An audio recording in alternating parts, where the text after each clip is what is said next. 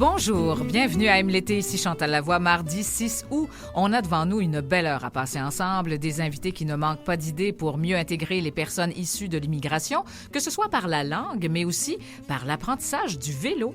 Cela dit, le vélo qui est un enjeu important pour les personnes adultes qui ne savent pas en faire. Aussi un festival dédié à la rencontre des cultures orientales et occidentales et des balados qui parlent de tout concernant notre sexualité. Jusqu'à 13h, voici Aime l'été.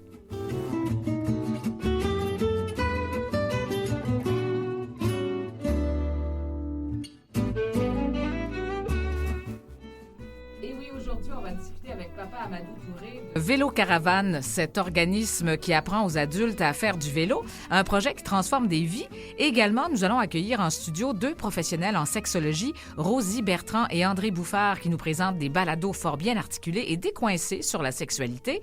Il sera question du Festival Orientalis, qui en est à sa 14e édition, mais on va commencer avec Geneviève Breton, qui vient parler de ses cours de français québécois pour faciliter l'intégration des nouveaux immigrants, mais qui en même temps a plein de choses à dire sur notre belle langue québécoise et ses particularités. Pour en savoir davantage, joignez-vous à nous à Aime l'été.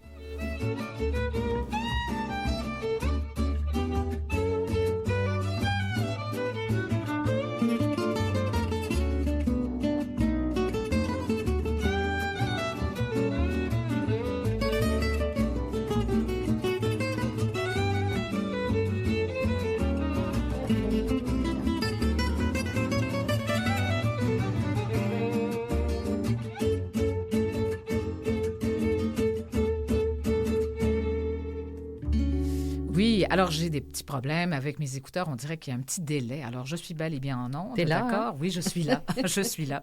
Alors, c'était très intéressant. Avant l'émission, on parlait d'une expression. Tu m'apprenais des choses. Oui. En fait, c'est parce que... on parlait des odeurs. On parlait des odeurs, effectivement. Puis, je t'ai parlé d'une Madeleine de Proust. Oui. Et là, tu me disais, qu'est-ce que c'est? Alors, une Madeleine de Proust, c'est un élément qui déclenche la remontée d'un souvenir d'enfance heureux.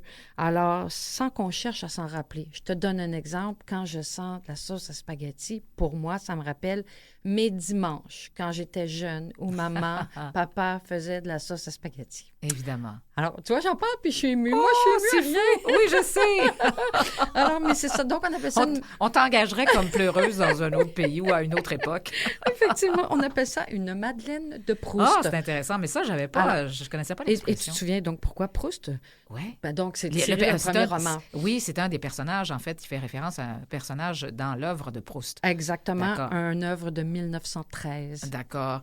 Alors, alors ça, c'est intéressant. Là, on va parler, évidemment, on commence l'émission avec Geneviève Breton, qui, je crois, est à l'autre bout du fil déjà, et puis elle nous entend. Bonjour, Geneviève.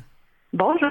Alors, Geneviève, toi, tu es ma prof de français. En fait, façon de parler, c'est ta chaîne YouTube. Alors, ça s'intitule ainsi, c'est-à-dire que tu donnes, en fait, à la fois des capsules, mais tu donnes des cours à toute fin pratique de français, mais français québécois.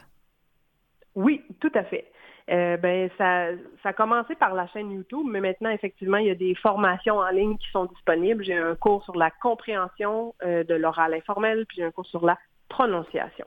Alors, toi, tu as vraiment tout un cheminement. Bon, premièrement, tu as étudié en musique. Alors, oui, tu as étudié à l'université, je pense, en musique, hein? Oui, une maîtrise en saxophone jazz. Hey, wow! C'est quelque chose. Oui. Alors là, après ça, tu décides d'aller en traduction, de faire de la traduction. Et donc, tu vas travailler comme traductrice de l'anglais au français. Exactement. J'ai fait le bac en traduction. C'est un retour aux études parce que je voulais quelque chose d'un peu plus stable que la musique.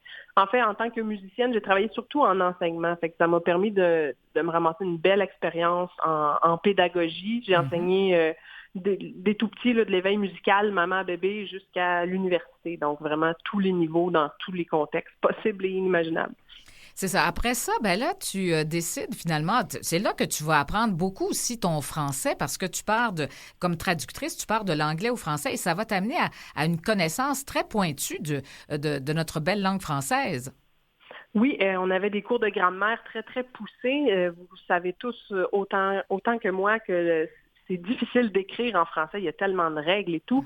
Puis je pense que, en tout cas, moi, personnellement, j'ai jamais eu de difficultés en français. C'est une matière qui allait bien pour moi à l'école, mais il a quand même fallu que je fasse un bac en traduction puis que j'ai des cours de grammaire poussés pour me sentir assez outillée, pour sentir que je maîtrisais finalement ma langue maternelle. Oui, Donc, après, ouais. Il me semble que c'est très parlant. Si nous, en tant que francophones natifs, on se sent pas nécessairement outillés ou on sent qu'on maîtrise même pas notre langue maternelle, imaginons les personnes qui l'apprennent, c'est quelque chose. D'ailleurs, c'est quelque chose. Quand je suis allée évidemment sur ta chaîne YouTube et puis je voyais tous les vidéos que tu avais offert aux gens et comme ça avec les sujets aussi dont tu parles, les erreurs que l'on fait, bien sûr, mais moi-même j'en apprenais. Oui, il y a de plus en plus de Québécois qui suivent ma chaîne, qui s'intéressent à mon contenu parce que, moi, j'enseigne la langue informelle. C'est ce qui m'intéresse. Puis, en fait, quand j'ai fait mon bac en traduction, j'ai fait plusieurs cours de linguistique où j'ai vraiment appris le fonctionnement des langues, puis où on se questionne un peu, tu sais, est-ce que la langue, c'est l'orthographe? L'orthographe français est tellement compliqué, tellement loin de la façon dont on prononce. En tout cas, fait que c'est tout un questionnement, puis c'est des leçons. La linguistique, c'est la science qui étudie les langues. Puis l'approche, c'est vraiment d'observer, de se positionner en tant qu'observateur plutôt que juge. Ça, c'est du bon français, ça, c'est du mauvais français. Mm-hmm. Donc, le linguiste, je suis pas linguiste, j'ai pas la maîtrise en linguistique, là, mais c'est vraiment une approche c'est l'approche qui sous-tend mon travail, en fait. Puis donc, je me positionne vraiment comme observatrice.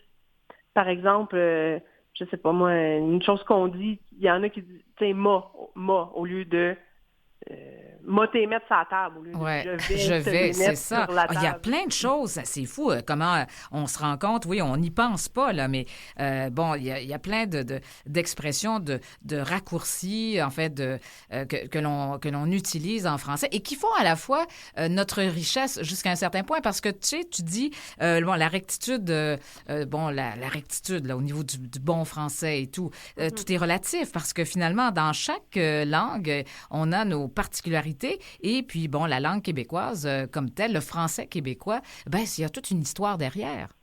Mais tout à fait. On parle de la façon dont on parle parce que ça vient des colons, puis parce que ça a évolué ici d'une façon différente que l'évolution de la France. Eux ont rejeté la monarchie. Nous, on a gardé plusieurs traits qui appartenaient à la monarchie dans l'époque, mais eux, ils ont rejeté tout ça, puis... Donc, il y a des raisons qui expliquent tout ça. Puis, un des concepts aussi très importants dans mon enseignement, c'est le concept de registre de langue. Mm-hmm. Je parle pas de la même façon quand je suis dans un souper bien arrosé avec mes amis que si je vais pour une entrevue pour un emploi. On est bien d'accord.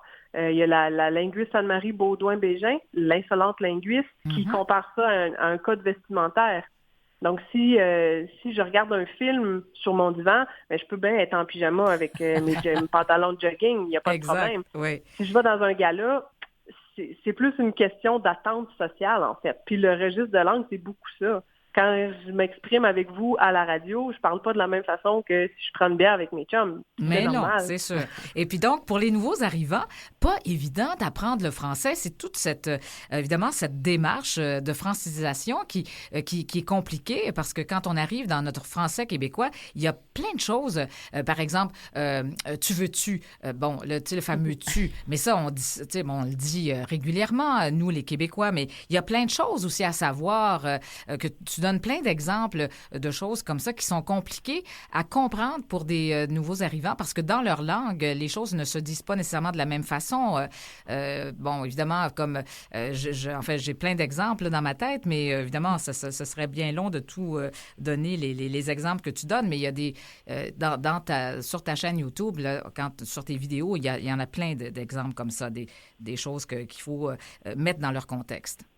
Oui, tout à fait. Mais ça, c'est vrai dans toutes les langues. Moi, j'ai été souvent dans la chaise de l'apprenante, puis ce qu'on apprend dans les livres, c'est rarement ce qu'on va entendre sur la rue. Donc, encore une fois, c'est une question de registre de langue, mais à mon sens, c'est encore plus vrai en français québécois. On dirait que la distance est plus grande entre le registre formel, par exemple, mettons, si j'écoute un bulletin de nouvelles, puis ce que je vais entendre dans la rue, à l'arrêt d'autobus, au dépanneur, c'est encore plus différent. Donc, mon but, c'était, parce que ça, c'est une des questions que je recevais quand j'ai enseigné en francisation dans la classe de francisation. Puis les élèves, les étudiants nous disaient ça. Mais on vous comprend dans la classe parce qu'on prenait notre bel accent de prof. Il dit, j'arrive dans la vraie vie, puis je comprends pas ce que les gens me disent. Donc, c'est vraiment... C'est sûr. Vous dites pas à votre étudiant en way. Non, exactement. En way. On évite les structures qui s'éloignent. Dépêche, en way. Mais c'est ça. Mais tout ça pour dire que c'est vrai dans toutes les langues, mais c'est particulièrement vrai en français québécois. Puis je cherchais des ressources pour les aider, ces pauvres étudiants-là, à faire des liens entre le français qu'ils apprenaient dans la classe, dans les livres, puis ce qu'ils entendaient sur la rue. Je l'ai pas trouvé, cette ressource-là. Donc, quand la pandémie est arrivée, je me suis dit, bon, ben, avec le bagage que j'ai, je me sens outillée, moi, pour l'offrir, cette ressource-là. Puis c'est comme ça que la chaîne est née. Ouais. Je suis plus capable. Et ce qui est un peu décevant aussi, c'est que souvent, on va ridiculiser un peu les expressions québécoises sur les réseaux sociaux. C'est sûr, en fait, moi, ce que je trouve comme ressource, si quelqu'un veut apprendre des expressions québécoises, je trouve qu'on rit un peu de nos expressions québécoises plutôt que de les apprendre et de les faire comprendre aux gens.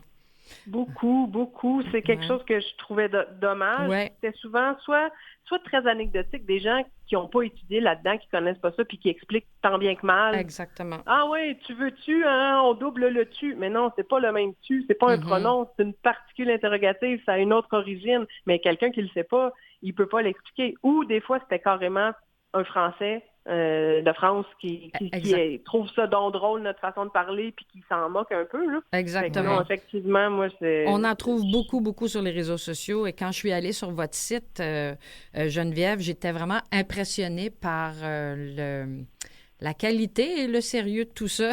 Oui, tout à fait. Par rapport à ce qu'on voit généralement, j'étais bien contente de vous entendre. Oui, parce que c'est... évidemment, puis vous parlez, je vous ai entendu parler avec Boucard Diouf, entre autres, et puis c'est sûr que c'est intéressant parce que lui, il les a toutes comment on va dire ça, là, pogner les expressions, hein? Il les a pognées, les expressions, lui. Et puis, vous dites, bien sûr, que quand tu es rendu à aller voir un show d'humour, puis de comprendre un show d'humour, là, c'est parce que tu es pas mal intégré. Ben oui, à mon sens, l'humour, c'est ça, c'est la dernière frontière, c'est un peu ce que j'expliquais à Boucard, parce que c'est une langue très informelle, il y a beaucoup d'expressions, les humoristes souvent parlent vite, font des contractions, mais en plus de tout ça, on a une couche de référence culturelle. Si je fais une blague sur Ricardo, puis la personne ne sait pas que Ricardo, c'est un grand chef cuisinier, ben elle pourra pas la trouver drôle, la blague. Fait que, effectivement, quand on est rendu qu'on rit en même temps que tout le monde, c'est parce qu'on est très bien intégré. Puis ça, c'est un commentaire que j'ai eu d'une de mes étudiantes. J'ai un site sur Patreon, c'est une plateforme de mécénat, donc les gens peuvent souscrire un abonnement mensuel pour soutenir un créateur de contenu, parce qu'on s'entend que faire des vidéos sur le français québécois informel sur YouTube, c'est pas ce qu'il y a de plus payant au monde, là. C'est pas des vidéos de chats virales. Donc, les gens me soutiennent pour que je puisse continuer à créer mon contenu. Bref, une des étudiantes sur cette plateforme-là qui m'a dit « J'ai suivi ta formation, je suis allée voir le spectacle d'un humoriste, puis je riais en même temps que tout le monde. Puis pour la première fois, je sentais que je faisais partie de la gang. Wow. Puis ça, c'est tellement le plus beau témoignage que je peux recevoir, tu sais. C'est fou. Alors, votre chaîne qui compte quand même quelques 70 000 abonnés, je pense. En tout cas, est-ce qu'on est à jour dans nos données? Oui, on approche même le 72 000. Eh là là. Alors, puis, évidemment, toutes vos capsules, ça, c'est gratuit. On peut aller voir vos capsules. Ça nous donne une très, très bonne idée. Mais pour aller plus loin, alors, on doit s'abonner. Mais c'est ça, notre langue, elle est vivante. Ça évolue. Et puis, elle est pleine de toutes sortes de belles références. Alors, au lieu de dénigrer, au contraire, je pense que vous amenez toute une dimension intéressante et culturelle à tout ça. C'est vraiment très intéressant. Ben merci beaucoup.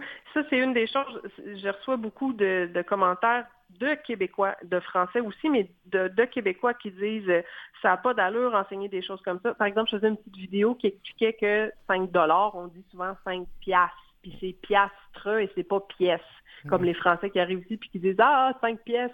Non, c'est pas pièce, c'est piastre, c'est un autre mot. Mais il y a quelqu'un dans les commentaires qui me disait que ça n'avait pas d'allure, puis que je pouvais pas m'auto-proclamer une prof de français, puis que c'était une mauvaise façon de parler, puis qu'il fallait pas enseigner ça. Puis j'ai expliqué, j'ai dit, monsieur, écoutez, moi, mon but, c'est d'aider les gens à mieux s'intégrer à notre société. Mon barème, c'est, est-ce que les gens risquent d'entendre ça? Le mot pièce, oui. Donc, c'est valable, je l'enseigne. C'est tout simplement, c'est simplement ça Mais mon puis en même barème, temps, pour les gens qui font qui veulent apprendre le français, les gens qui viennent d'ailleurs, c'est parce que on l'apprend dans la rue aussi, le français. Donc, si on apprend de façon trop, dans un français très rigoureux, on arrive dans la rue, comme vous le disiez tantôt, on comprend plus rien. Comme, par exemple, les distinctions entre parler et dire. Tout ça aussi, ou meilleur et mieux. Pour des gens qui sont des nouveaux arrivants, c'est pas évident de comprendre toutes les nuances. Tout à fait. Puis je dis pas qu'il faut pas faire ça. Là. C'est l'apprentissage formel, les classes de francisation, c'est absolument nécessaire. Puis vous en faites de toute façon, c'est-à-dire à travers ça, c'est très sérieux, là. C'est pas juste nos expressions québécoises, mais il y a des choses quand même qui font que c'est ça que vous. C'est parce qu'eux autres, ils parlent de leur. Tu sais, souvent on traduit, comme vous êtes habitué, vous êtes traductrice, on traduit de l'anglais au français, donc ça nous amène à pas comprendre tout à fait pourquoi on dit parler dans telle circonstance et dire dans une autre circonstance. Oui, mais ça, je pense pas que ça a rapport avec la traduction. C'est vraiment comme l'emploi oui, bien sûr. de verbes dans chacun de ces contextes. Là. Vous connaissez bien, d'ailleurs, vous connaissez les langues espagnoles, toutes les langues latines. Vous êtes très familière avec tout ça. Donc, ça vous donne, bien sûr, que vous êtes en mesure de connaître comment on dit ça en espagnol ou comment on dit ça en portugais. Alors, ça vous donne une conscience plus aiguë encore, oui. Oui, tout à fait. Ça m'a beaucoup aidé. Surtout dans le cours de prononciation, j'ai fait un parcours spécifique pour les hispanophones, pour les locuteurs du portugais et les anglophones aussi, parce que je connais bien les difficultés qui viennent de ces langues maternelles-là. Fait que pour les avoir connues, ces clientèles-là, j'ai été capable de mieux diriger un peu dans le cours de prononciation. Alors, c'est ça. Donc, c'est vraiment très intéressant. Donc, ma prof de français, donc, on rappelle en fait, c'est maprofdefrançais.com, c'est bien ça? .ca, je m'excuse. Oui. Pas de problème. Alors, on va avoir tous les détails et puis vraiment, il faut vous suivre. C'est vraiment passionnant. Merci beaucoup. Merci Geneviève beaucoup, Breton. Geneviève. Grand plaisir. Au revoir.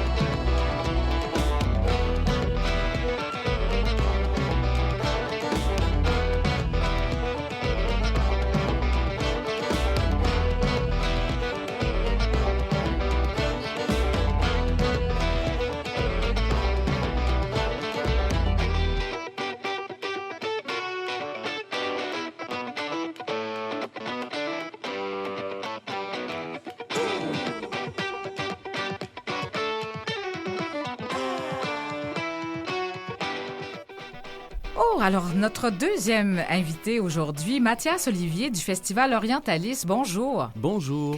Justement, hors d'onde, on parlait des odeurs. On disait que il y avait une odeur dans le studio de nourriture. Et puis, justement, on trouve ça bien agréable. Oui, on va trouver ça. Oui, parce que là, on va parler d'odeur, justement, de nourriture dans ce Festival Orientalis qui commence le 8. Hein? Oui. C'est en fin de semaine. Enfin, ça commence le 8, donc c'est jeudi. Du 8 au 11. C'est le 8, c'est le... C'est jeudi, vendredi, je ne sais plus. Jeudi, vendredi, samedi et dimanche. Voilà. Donc 4 jours et 4 nuits où on aura l'occasion de goûter aux mets délicieux d'un Orient condensé, mais aussi de découvrir une multitude de spectacles, d'artistes, d'ateliers et de se plonger dans une sorte d'Orient condensé. On aura l'occasion d'en parler. Mais je fais une petite parenthèse, vous avez dit jour et nuit. Oui, alors, nuit, disons, Nuit? c'est pour la beauté du mot, mais disons 4 soirées. J'aimerais beaucoup, mais pour l'instant, la ville ne nous autorise pas à... Ça aurait été C'est chouette. c'est à cause des 1001 nuits. C'est Ouais, ça, c'est c'est ça. Mais petit à petit, peut-être, ils accepteront. Oui, c'est ça, on les prépare tranquillement. Là. Absolument. Oui, alors, de toute façon, vous êtes dans le Vieux-Port, alors c'est un bel endroit pour festoyer toute la nuit. Demain, peut-être moins pour les résidents, mais enfin, auprès du quai de l'Horloge. Bon, voilà. Et puis, c'est ça. Donc, en fin de semaine, En fait, c'est le même groupe qui... on parle du Festival du monde arabe qui a lieu au mois de novembre, Oui. mais finalement, c'est les mêmes organisateurs qui travaillent sur Orientalis. Oui, c'est l'équipe en fait d'Alchimie Création et Culture, qui est un organisme à but non lucratif, vraiment axé sur les cultures du monde arabe et de l'Orient au sens large avec Orientalis, et qui tente de les faire vivre, rayonner à travers la ville de Montréal, tout en optant pour un dialogue avec les cultures occidentales également. Ben, c'est ça, donc la différence, est-ce qu'il y en a une? Ben, vous dites, c'est, bon, le Festival du monde arabe concerne plus, bon, les pays arabes, Oui. mais dans le cas d'Orientalis, c'est un peu plus ouvert, c'est ce que je comprends. C'est plus large, c'est un plus grand bagage, on va dire. C'est vraiment un Orient au sens large, disons, Ça peut du toucher la Maroc Chine. jusqu'à la Chine, Voilà. parfois jusqu'au Japon. Cette année, on s'arrête à la Chine. Et on a une multitude de pays représentés comme tous ceux du Maghreb, mais également le Moyen-Orient et aussi les pays d'Asie comme l'Inde, la Thaïlande. Cette année, on souhaite la bienvenue au Kirghizistan et la Mongolie également. Et en fait, on n'a pas moins de 17 pays qui seront représentés dans la section qu'on appelle les pays d'Orient, qui est vraiment un peu le cœur du festival. C'est un endroit où chaque tente représente son pays, sa culture.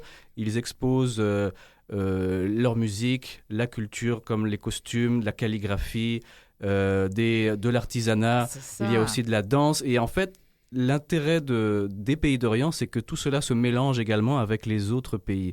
Il y a vraiment une interaction et une spontanéité qui est vraiment... c'est la scène en continu. On a les scènes avec des spectacles. Puis il y a vraiment la magie de l'instantané entre ces pays où il y a une effervescence là qui peut surgir à tout moment, et ce que le public aime beaucoup également, c'est qu'il peut participer à ces moments de joie et d'expérience, disons, culturelle. Donc, par exemple, vous pouvez avoir l'occasion de voir les Thaïlandais s'essayer à la danse persane. Ou, OK, il y a un mélange, là. Oui, vraiment. Et c'est une manière de se tisser une relation à l'autre et de se découvrir également dans l'autre, parce que justement ces différents peuples, ces différentes cultures retrouvent quelque chose parfois qui fait écho à leur propre culture, comme on a déjà vu aussi par exemple je ne sais pas, des Vietnamiens danser avec les Libanais, faire de la dabke, et tout ça est un peu insolite dit comme ça. Il faut le voir pour le comprendre, le vivre, et c'est vraiment quelque chose de très beau à expérimenter en réalité. C'est ça. Donc, effectivement, on avait raison de parler d'odeur, puis de goût, de saveur, parce que là, on va pouvoir, vous pouvez partager aussi les plats, les spécialités un peu avec les Québécois. Oui, absolument. On a une zone également on parlait du français tantôt, là, de food truck, je ne sais pas comment on le dit en français, là, de camions alimentaires. C'est-à-dire de cuisine de rue. Et de cuisine de rue, voilà, c'est beaucoup plus si on veut le dire élégant. En bon français. Exactement. Donc, on a une panoplie de cuisine de rue avec des mets venus de tout l'Orient. Et les festivaliers sont toujours très contents, en fait, de découvrir aussi, de voyager à travers l'art culinaire. Et en somme, en fait, aller à Orientalis, au Quai de l'Horloge, c'est vraiment voyager sans quitter l'île pendant 4 jours et 4 nuits qui sont des soirs. Oui, c'est ça. Mais en fait, on pense, bien sûr, on accueille beaucoup de touristes, nous, ici à Montréal, durant l'été, forcément. Mais bien sûr, il y a les Québécois qui aussi viennent se promener dans le Vieux-Port, mais les Montréalais et tout. Mais est-ce que, finalement, ça attire aussi des gens de différentes communautés, finalement, qui viennent aussi faire une espèce d'immersion? Je sais pas, moi, ça peut être bien de se retrouver dans une sorte de souk, Oui, absolument. Et vous avez employé le mot souk, et c'est un peu ça également. C'est vraiment, on s'est inspiré à la base des souks de Damas, de Bangkok ou de plusieurs villes en réalité. C'est ce qu'on a essayé de retranscrire à travers ces pays d'Orient. Après, je vous parlerai des scènes et des ateliers, mais on a beaucoup de touristes. On a énormément de Québécois. On a également des touristes venus du tout Canada, parfois d'Amérique du Nord, des États-Unis. Et on a également évidemment des personnes issues des communautés qui viennent découvrir, soit reconnecter avec leur propre culture, et par la même occasion, ils découvrent d'autres cultures. Et tout ça se mélange d'une certaine manière. À chaque fois, on peut voir...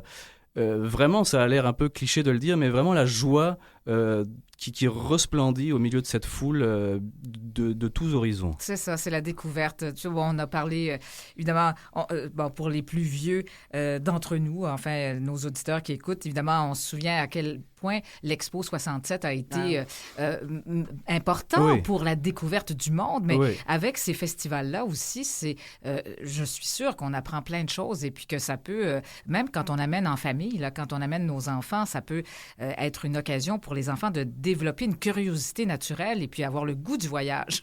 Oui, absolument. C'est vraiment l'occasion de faire l'expérience des cultures diverses sans passer à travers un discours politique ou de la pédagogie. C'est ça. Donc, c'est vraiment le vivre en tant que tel. Et je pense que ça n'a pas de prix. Alors, vous avez de grands invités. Je pense que vous avez quand même, Zouhair Bahaoui qui sera là. C'est une vedette, une star. Oui, ça c'est la grande nouveauté de cette année, c'est on accueille cette grande vedette au prestige international. Vraiment, ce sont des millions et des millions d'abonnés sur les réseaux sociaux. Et il vient ce samedi dans le cadre d'un nouveau volet qu'on appelle Samedi en liesse. Alors c'est un volet payant. Orientalis, c'est un festival gratuit, mais exceptionnellement pour ce volet-là, en fait, c'est un moyen de rendre accessible justement des vedettes internationales à un prix vraiment modique. Donc Zouhair Bahaoui, c'est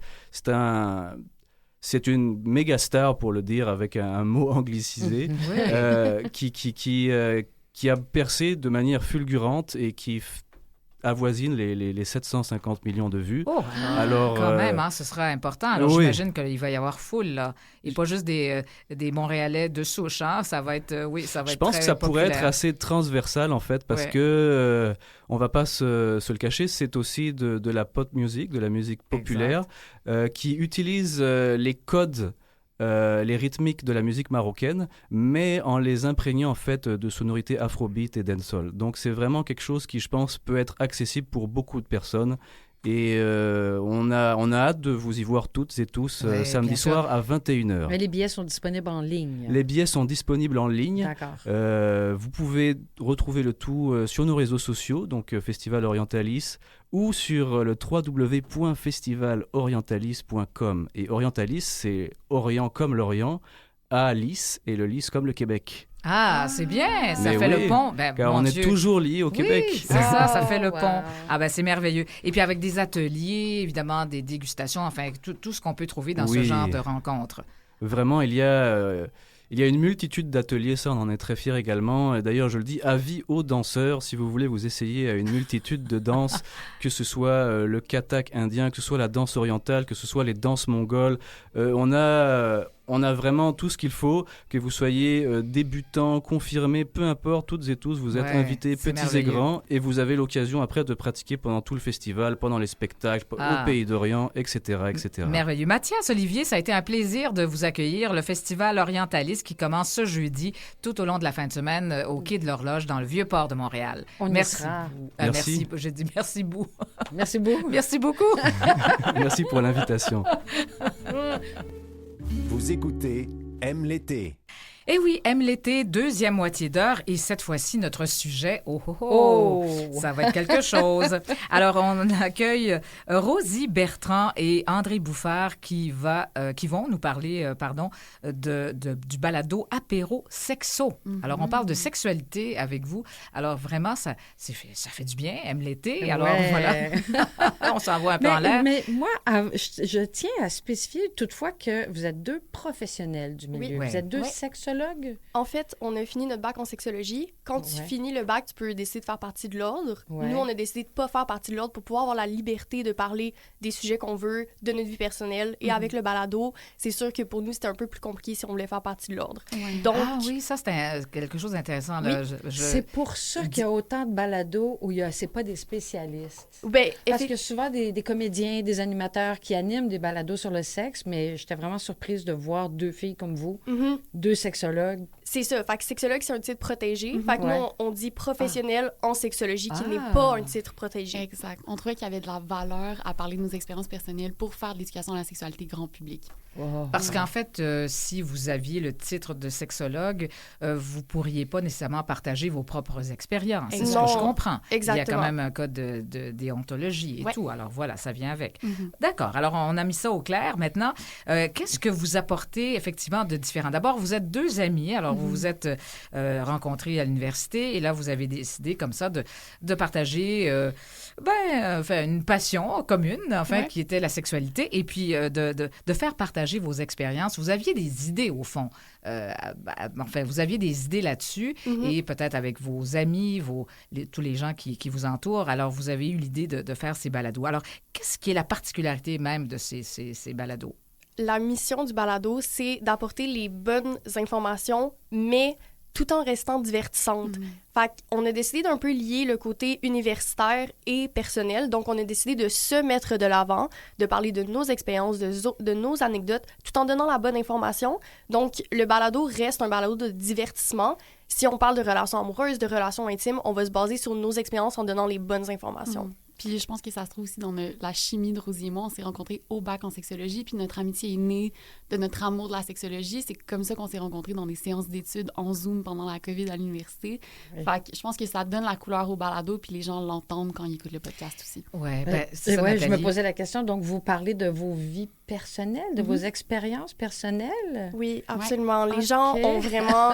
en fait, ça explique pourquoi on ne fait pas partie de l'ordre non plus. Si on savait toute la vie personnelle, sexuelle, intime de notre psychologue, ça ferait pas de sens. Donc, nous, c'est la même chose. On met de l'avant notre vie personnelle, donc on est conscient qu'on peut pas faire partie de l'ordre.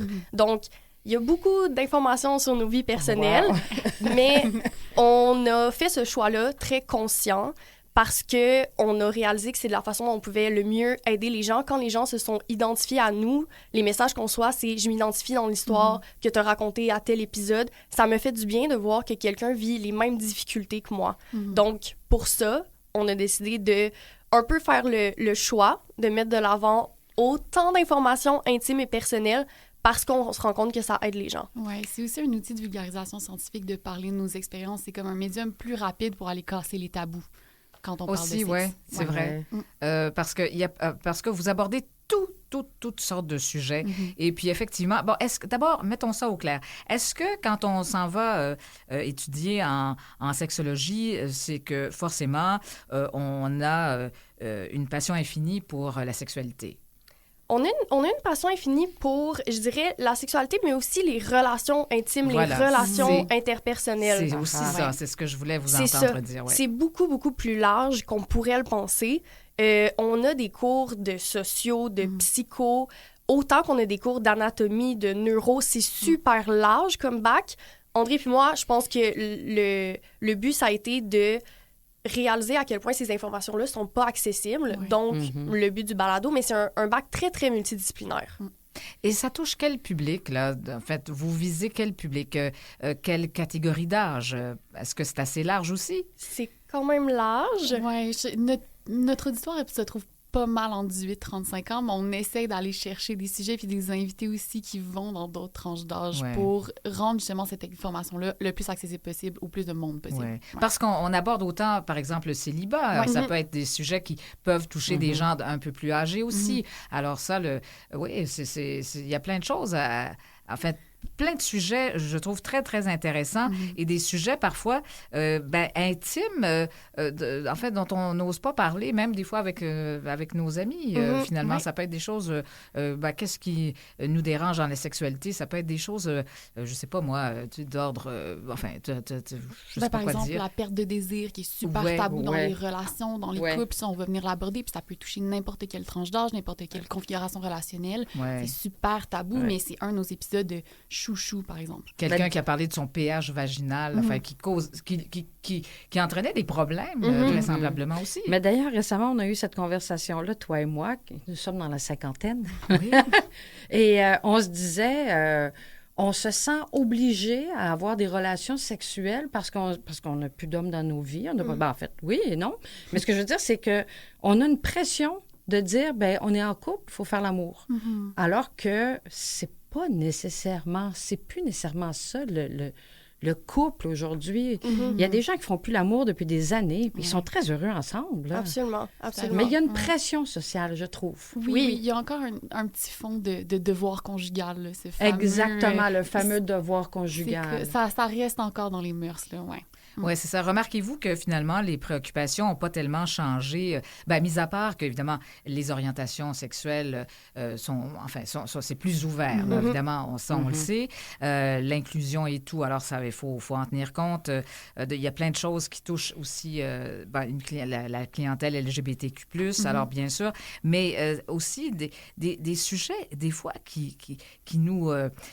que moi, je pouvais entendre dans ma jeunesse, là, puis finalement, tu te dis, mais coudonc, c'est pas encore réglé. C'est-à-dire, on parle encore des mêmes affaires, des fois, c'est fou. Bien, absolument. On se rend compte aussi, en recevant des gens de différentes générations, qu'on a tous un peu les mêmes problèmes, les mêmes difficultés, mais exprimés différemment aussi. Il y a beaucoup d'avancements, là, on ne va pas se le cacher non plus, mais pour nous aussi, c'est important de rentrer en contact avec différentes générations pour offrir au public quelque chose qui peuvent s'identifier et pas seulement recevoir des gens de notre âge. Puis, on réalise aussi à quel point on a tous vécu les mêmes difficultés au final. Oui, il y a des questions qui vont revenir dans le développement psychosexuel de tout le monde ou presque, mais on voit quand même que les gens sont plus flexibles dans la manière dont ils vivent leur sexualité, dans les scripts, dans la manière dont ils vont appliquer le consentement dans leur relation. Fait qu'il y a quand même une lueur d'espoir dans une sexualité positive, mais il y a certainement des questions qui reviennent. Puis j'écoute des ados parler, puis je me dis « Ah, je me posais les mêmes questions il y a 10 ans. Mais justement, par rapport aux adolescents, c'est une question peut-être un peu crue, mais ce que je veux dire, c'est est-ce que vous trouvez que les jeunes, aujourd'hui, leur sexualité est plus débridée qu'elle l'était? Parce qu'aujourd'hui, l'accès à la pornographie... j'ai lu, mon Dieu, les compagnies comme Viagra faisaient des pilules pour les plus jeunes. Ils regardent tellement de pornographie que maintenant, ils ont de la difficulté à avoir des érections. Est-ce que la sexualité des jeunes est débridée aujourd'hui? C'est drôle parce qu'on dirait dans les médias que c'est ça, puis qu'il y a une hypersexualité, puis nous, au bac, on a beaucoup étudié ce phénomène-là. Et quand tu pousses un peu plus loin, tu te rends compte que si on parle juste de l'âge de la première relation sexuelle, ça fait des dizaines d'années que ça n'a pas changé. Au contraire, ça l'a même augmenté. Parce que l'information est aussi plus accessible maintenant et les gens, oui, ont peut-être accès à de la pornographie, mais il y a aussi plus d'éducation à l'école. Je veux dire, il y a quelques années, le gouvernement aussi a mis en place l'obligation d'avoir des cours d'éducation à la sexualité. Donc, on peut penser ça, mais quand on regarde les statistiques, on voit que juste pour le nombre de partenaires, l'âge de la première relation sexuelle, ça n'a pas changé. Oui, c'est même vieilli. Puis, tu sais, ça fait de la logique quand on pense à plus on a de l'information sur la sexualité qui est l'information fiable sur la sexualité, plus on va être à l'aise de dire non quand on n'a pas envie, plus on va être à l'aise de dire oui de nos envies plus spécifiques. Fait que les contextes dans lesquels les relations sexuelles sont faites pour les plus jeunes va être plus dans une optique de sexualité positive qu'il l'était avant. C'est ça. Le développement, au fond, de l'être humain demeure le même. Là, finalement, c'est la même chose. Ça n'a pas changé. Alors, effectivement, qu'on ait des relations sexuelles à peu près à la même période de notre vie, ben oui, on met toujours l'accent sur les exceptions ou enfin, évidemment, ce qui est plus sensationnel là, comme info, bien sûr. Alors qu'est-ce qui vous a... c'est-à-dire que, bon, là, vous en avez fait combien à peu près de capsules 56? Eh là là. Oui, c'est 30 épisodes par saison, puis la deuxième saison est en train de terminer. Là, il reste 2-3 épisodes. Recevez-vous des personnalités connues? Oui. En fait, c'est ça. On a un épisode chaque lundi. C'est un peu séparé en 3. On a les épisodes nous deux. On a des épisodes avec des gens qu'on invite beaucoup pour leur vécu expérientiel. Donc, par exemple, une personne trans, on va l'inviter pas nécessairement parce que c'est une personne connue, pour nous parler de son expérience. Et ensuite, on reçoit des personnalités publiques aussi. Fait que c'est les 3 sphères d'invités qu'on reçoit ou de seulement nous deux. Et on se rend compte que de cette façon-là, on donne un peu la parole à tout le monde. Aussi, il y a des gens, des fois, qui nous envoient un message « Ah, tu sais, je pense que j'aurais quelque chose à vous raconter qui pourrait toucher les gens. » Fait qu'on reçoit autant des spécialistes parce qu'on se considère... Tu sais, au bac, on voit tellement de choses, mais on ne peut pas être spécialiste de tous les sujets. Donc, nous, on trouve ça important d'avoir des spécialistes quand on parle d'un sujet en particulier, que ce soit les ITSS, que ce soit le cycle menstruel, on reçoit des professionnels du milieu. Puis même chose pour notre expérience, on n'a pas d'expérience en tout dans notre sexualité, fait que d'où l'importance d'avoir des gens qui ont de l'expérience sans nécessairement avoir l'expertise de leur expérience. Oui, non, c'est ça. Alors, finalement, c'est très, très, très varié. Et puis, bon, je pense, en fait, je vous avais reçu quelqu'un aussi, comment elle s'appelle, la comédienne Mélissa Poulin. Les Hormones Poulin, qui, elle, parlait plutôt aussi comme parent, en tant que parent aussi, par rapport à l'éducation sexuelle des enfants. Je pense que vous avez pu jaser beaucoup avec elle. Est-ce que vous avez un temps minimum? Ça dure combien de temps, ces discussions-là? C'est souvent 1 heure, mais avec Mélissa, ça n'arrêtait plus. On avait tellement de choses à dire. C'est ça, hein? Vous aviez beaucoup de choses à dire. Absolument. Fait que ça dépend. Entre 1 heure, 1 heure et demie, autant qu'il y a des épisodes qui ont duré 2 heures. Honnêtement, on se laisse aller, on laisse la discussion se porter comme elle va, puis ensuite, on voit si... On coupe pas grand-chose des podcasts, fait que souvent, on garde quand même tout, même si la discussion est plus longue. Puis c'est propice au dévoilement puis au partage d'expériences. Tu sais, c'est un peu le média du balado, d'être dans un espace, de créer un cocon, de créer des discussions qui sont sécuritaires pour les gens qui sont présents. Fait que vous partagiez comme ça vos expériences, vos conjoints, ex-conjointes, conjointes, peu importe, là, ils en disent quoi? Au début, on se rendait peut-être pas compte que des gens nous écoutaient. Fait que quand on s'est rendu compte que des gens nous écoutaient puis pouvaient peut-être faire des liens aussi, il y a une discussion qui a été ouverte. Pour l'instant, on est célibataire, donc ça va. On s'assure de rendre anonyme à chaque fois qu'on parle de quelqu'un maintenant. On a des surnoms et tout. Ces personnes-là n'ont pas demandé d'avoir leur vie exposée sur Internet. Donc, on s'assure de plus le faire. Des fois, il y a eu comme justement des chicanes avec ex-partenaires, etc. Donc, maintenant, on fait très, très attention parce que, comme on dit, nous, on a fait ce choix-là conscient d'exposer notre vie, pas eux. Puis même si c'est anonymisé, on va aller valider avec nos partenaires s'ils sont à l'aise qu'on partage cette expérience-là parce que ça reste très intime, très vulnérabilisant, souvent la plupart des anecdotes. Il y a des sujets très variés. Ça peut être même par rapport au dating, là, c'est-à-dire combien ça peut coûter finalement d'aller s'asseoir avec quelqu'un comme ça pour faire une rencontre. Alors, il y a toutes sortes d'aspects intéressants. Vous allez aussi, je pense, est-ce que c'est cet automne que vous allez sortir un jeu de cartes ou vous l'avez déjà sorti? Cet automne. Qu'est-ce que c'est? Donc, en fait, André puis moi, on a joué souvent à des jeux de questions. Donc, c'est vraiment comme un jeu de cartes traditionnel avec des questions reliées à l'intimité, la sexualité. Et tous les jeux de cartes sont incroyables et on a décidé d'en faire nous-mêmes la version apéro-sexo. Donc, c'est des jeux que les gens vont pouvoir jouer. Les premières éditions, c'est jouer soit avec ses amis, jouer en date ou jouer plus avec des partenaires avec qui on a une vie sexuelle, une vie intime. Ça pourrait être, par exemple, une question qui demande c'est quoi la plus grosse blessure que tu as vécue relationnellement? C'est quoi la rupture qui te fait le plus mal? Comment tu gères ta colère dans les relations? Fait qu'on essaie de toucher le plus de sphères possible. Donc, on est séparés pour l'instant en 3 éditions et les autres s'en viennent. Ça, c'est le gros projet à l'automne qui s'en vient pour apéro. Très amusant. Alors, c'est ça. Donc, ça peut être une façon de connaître quelqu'un davantage, justement, lors d'une soirée, d'une date qu'on a. Ben, c'est ça. On peut jouer à ce jeu et puis, découvrir plein de choses.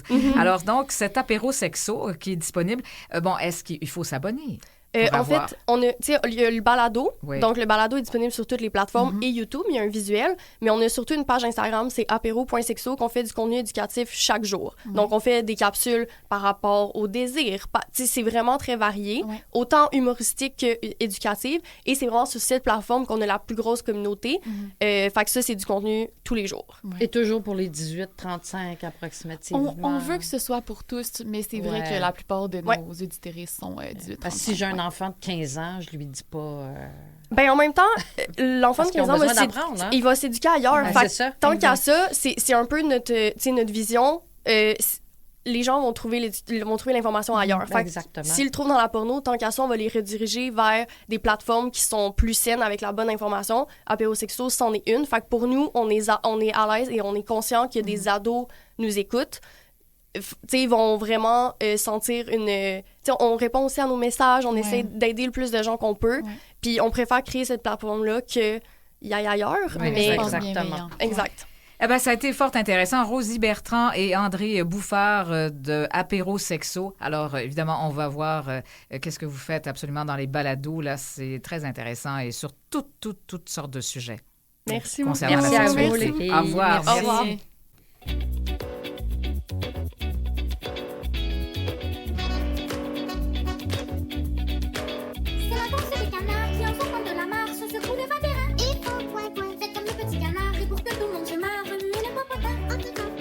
Après ça, claquer du bec en secouant vos plumes avec beaucoup de l'enfant.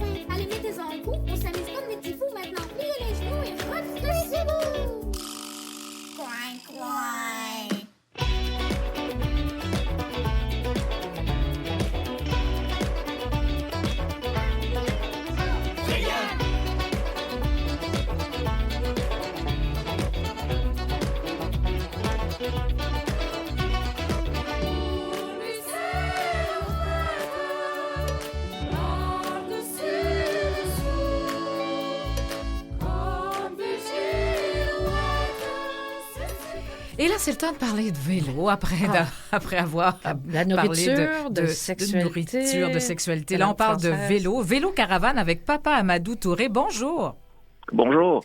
Alors, vraiment, j'avais bien hâte de vous parler. Je trouve votre projet formidable. Un projet qui a commencé quand même autour de 2013. Vous êtes arrivé du Sénégal en 2009, je pense. Et...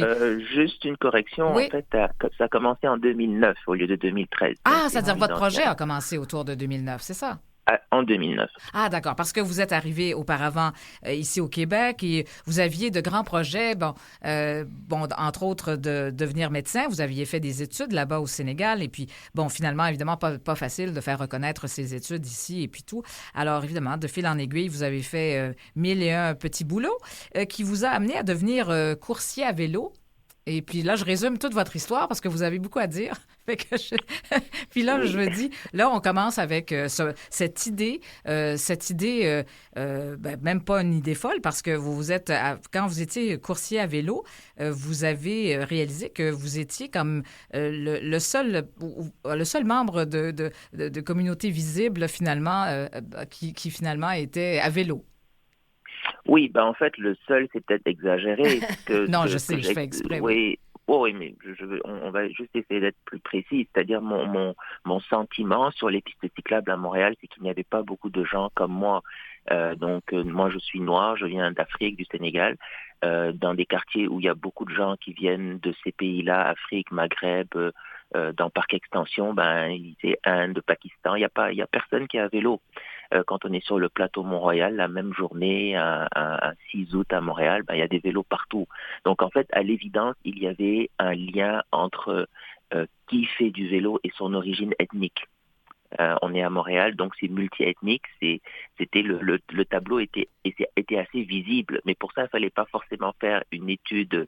C'était pas un sujet de doctorat. Non, c'est ça. Il suffisait d'ouvrir les yeux et de regarder, mais pour ça, il fallait avoir un intérêt pour le vélo. Donc moi, en étant cycliste, étant tout le temps sur les pistes cyclables à Montréal, dans la même journée, je traversais un coin de Montréal où il y avait des vélos partout.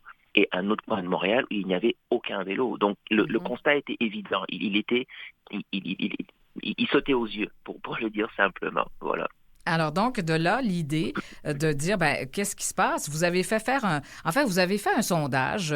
Vous avez demandé aux gens pourquoi ils ne faisaient pas de vélo et vous vous êtes aperçu que bien des gens ne savaient pas faire du vélo, les adultes. Oui, absolument. C'est-à-dire que je donne un exemple. Je suis dans Parc Extension, dans Saint-Michel, et je vois qu'à l'arrêt d'autobus, tout le monde attend l'autobus. Il n'y a pas de vélo, et je dis, mais évidemment, une question naît, donc le constat, et après la raison. Pourquoi c'est comme ça? Et donc, à l'époque, moi, je faisais de petits questionnaires que je distribuais dans des centres de communauté d'accueil des immigrants, qui viennent pour apprendre à parler français, pour apprendre à écrire un CV conforme aux normes québécoises, enfin, toutes ces choses-là, parfois à la banque alimentaire, et mes questionnaires, c'était, mais pourquoi tu fais pas de vélo? Et la réponse, donc j'avais un choix. Est-ce que le vélo est cher? Est-ce que je sais faire du vélo? Mais c'était des questions. J'avais une idée, mais je préférais avoir des avis qui ne venaient pas que de mes impressions. Et donc, définitivement, l'espace d'une année, je récupère tout ça et je vois que ça ressort à 85%. Les gens, ils disaient, je ne sais pas faire de vélo. Et donc, j'ai dit, mais OK, donc, si on veut régler ce problème, il faut commencer par la première chose, c'est qu'il faut apprendre à faire du vélo. Et donc, on est en 2009, je crée Vélo Caravane, et la première activité que je monte, c'est le vélo école, donc un cours de vélo destiné à des adultes qui ne savent pas faire de vélo. Alors, c'est ça. En premier, vous aviez évidemment beaucoup de gens qui venaient d'ailleurs parce que le vélo n'est pas nécessairement... on l'utilise quand même... ce sont souvent, dans certains pays, ce sont les moins nantis qui ont des vélos, qui se transportent Absolument. en vélo, mais il y a encore la culture de l'auto. Quand vous partez de votre pays, les gens, quand vous arrivez ici puis que vous avez votre voiture, c'est un signe de réussite. Alors, c'est vrai que c'était pas nécessairement valorisé dans tous les pays, le fait de faire du vélo. Absolument. Et il faut rajouter à ça que les personnes qui viennent vivre ici au Canada, qu'ils soient réfugiés ou qu'ils soient immigrants, regroupement familial ou immigrants économiques, c'est qui viennent à investir. Généralement, c'est des gens qui viennent soit je dirais même de milieux favorisés dans ces pays-là. la personne qu'on imagine en Afrique dans une campagne avec sa bicyclette, c'est un paysan, c'est quelqu'un qui travaille au champ. Mais cette personne n'arrive jamais au Canada. Elle est pas du tout dans son plan de vie, c'est pas d'aller peut-être en Europe. Parce que mais le Canada, c'est loin, c'est souvent, et d'ailleurs les critères d'immigration sont assez élevés, donc les gens qui ont le toupet, je donne un exemple, moi je viens de Dakar, l'ambassade du Canada, il est dans un des quartiers les plus huppés de Dakar. Même aller là est un peu intimidant. Alors, on imagine donc cette personne qui va à l'ambassade, qui a ses papiers, qui vient vivre ici, donc c'est déjà d'arriver au Canada est une sorte de réussite. Mais dans ce processus de réussite ou d'intégration sociale, il y a avoir un emploi, il y a avoir une maison, et à un moment dans ce chaînon d'acquisition matérielle qui traduisent la réussite, il y a avoir une voiture, une grosse voiture. C'est ça. Donc, bien des gens ont donc pas vraiment favorisé le vélo, alors ne savent pas faire du vélo quand ils arrivent ici. Absolument. En fait, le vélo n'est même pas... D'abord, il n'était pas dans le plan, dans le pays d'origine, et il n'est pas du tout dans le plan quand on arrive ici. Non, alors, d'autant plus que ça coûte assez cher aussi. Acheter un vélo ici, c'est pas donné non plus. Absolument. Mais le point, c'est qu'on est dans une société qui a un peu changé sa façon de penser parce qu'il y a des problématiques de santé publique, il y a des problématiques environnementales, il y a des problématiques La liste est tellement longue. Et là, on est en train de parler des avantages à faire du vélo. Ouais. La mobilité urbaine, par exemple, on est dans un coin, il y a une densification de population.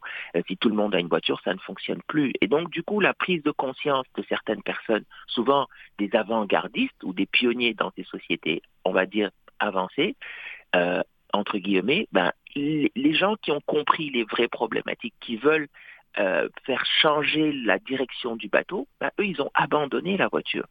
Tout à fait. Alors du coup, voilà, donc nous, on embarque quand je dis nous, c'est des gens qui venons d'autres pays, on embarque dans une société avec le plan qui n'est plus le plan de cette société. Donc, il y a comme une sorte de rattrapage à faire. Et le vélo, dans sa façon de régler des réelles problématiques sociales, environnementales, je me répète, santé publique. Bien sûr, le vélo permet d'aborder, ce sont de vrais enjeux de société, mais le point, c'est que quand une personne arrive, donc immigrante, ces enjeux ne sont pas encore sa réalité. Alors, elle arrive, elle trouve un jour, elle pogne une job, elle arrive au boulot, et le chef de l'entreprise, lui, vient au travail à vélo. Alors là, et donc, il y a, je finis juste avec ce point. Et donc, il y a comme une sorte de reset. Donc, il faut changer sa façon de penser. Donc, il y a un virage culturel, un virage mental qu'il faut faire, et le vélo permet de faire ça. Et c'est une façon aussi de s'émanciper dans son nouveau pays. C'est une façon... avant, on parlait de francisation un peu plus tôt dans l'émission, mais avant même la langue, c'est vrai que le vélo peut être... C'est vraiment une forme de liberté, de prendre, évidemment, de s'émanciper dans notre, comme je le disais, dans notre nouveau pays. Mais en fait, là, vous, ce que vous faites, c'est que vous donnez des cours à ces gens-là qui ne savent pas faire du vélo. Ça peut être, c'est sûr, c'est des adultes, hein? Ils peuvent avoir 40, 50 ans, 60 ans. Et dans même 70 ans. Oui, imaginez, je pense que votre doyenne avait autour de ça, 75 ans. Mais ce qui est intéressant, c'est que dans un premier temps, vous avez offert les cours de vélo à cette clientèle-là, mais après ça est venu aussi des gens, des Québécois, des gens qui n'ont pas su aussi, qui n'ont pas pu apprendre dans leur jeunesse pour toutes sortes de raisons. Alors, vous avez toutes sortes de gens maintenant. C'est vraiment très diversifié comme clientèle. Absolument. Alors, je vous avoue que j'étais en même temps surpris de cette réalité que j'ai commencé à voir il y a 5-6 ans. C'est que de grands médias de la place ont donné une sorte de focus sur mon travail. Donc, tout le monde dans la population savait que le cours de vélo existait. Et donc, des gens qui étaient nés ici, qui étaient là depuis 4-5 générations, découvraient que ce service existait. Et donc, ça montrait aussi l'isolement de ces personnes dans leur société où on parlait de vélo partout, qui découvraient que donc, je ne suis... comment on va dire, ce service existe, quelqu'un a pensé à ça. Mais donc, eux vivaient un isolement parce qu'ils vivaient dans une société où dire, quand on est adulte, qu'on ne sait pas faire du vélo, c'est terrible. En fait, c'est très gênant, c'est ça. C'est très gênant. Oui. On a l'impression d'être un attardé mental. Tout à fait. Quand on est... Alors, pour l'information, j'ai même reçu, puis ça c'est assez drôle, même des gens médecins, diplômés qui travaillent à l'hôpital et qui vivent avec cette réalité. au travail, même au bloc opératoire, pendant qu'on opère, le chirurgien, il parle de sa ride à vélo qu'il a fait à Mont-Tremblant, et peut-être que l'anesthésiste en face de lui, il se dit, mais je ne peux pas dire que je ne sais pas en faire. Donc, il écoute, il sourit, il participe. Donc, c'est une première clientèle qui est apparue, donc qui est vraiment des gens qui sont ici depuis Exactement. longtemps. Alors, on rajoute à ça... Mais là, je vais devoir, évidemment, on va devoir ramasser tout ça parce qu'on arrive à la fin de l'émission, de l'entrevue. D'accord. Mais en fait, c'est ça. Donc, ça peut être des gens, justement, des enfants qui ont une déficience intellectuelle et physique. Il y a des belles histoires là-dessus, là. Même vraiment des histoires que vous avez changé la vie, transformé la vie de bien des gens. C'est ça qu'il faut dire. En fait, c'est le vélo qui transforme la vie. Oui, moi, mais vous avez été le moteur. Et puis, écoutez, d'être capable aussi de développer une technique d'enseignement, puis le lien de confiance que vous créez, c'est fantastique ce que vous faites, là, vraiment. Merci. Et puis, vraiment, c'est un service qui vous avez trouvé l'idée de génie parce que c'est tellement important de faire le lien. Puis, vous êtes presque un psy en même temps. C'est fantastique. Alors, Papa Amadou, ça a été vraiment... Papa Amadou Touré, ça a été vraiment un plaisir. Et puis, je pense qu'on va sur Vélo Caravane et puis on aura tous les détails pour évidemment, demander votre aide. Mais merci de m'avoir reçu à votre émission. Ça a été un plaisir. Ah là là, que ce sont des gens inspirants. Oui. Mais c'est une belle histoire. Il y a plein d'articles sur ce monsieur. Alors, allez lire ça, que ce soit dans les journaux. Là, vous allez avoir plein d'articles. Merci, Nathalie. Merci à toi. On se retrouve demain. À la même heure. À la même Aime heure. l'été, entre midi et 13h. Au revoir.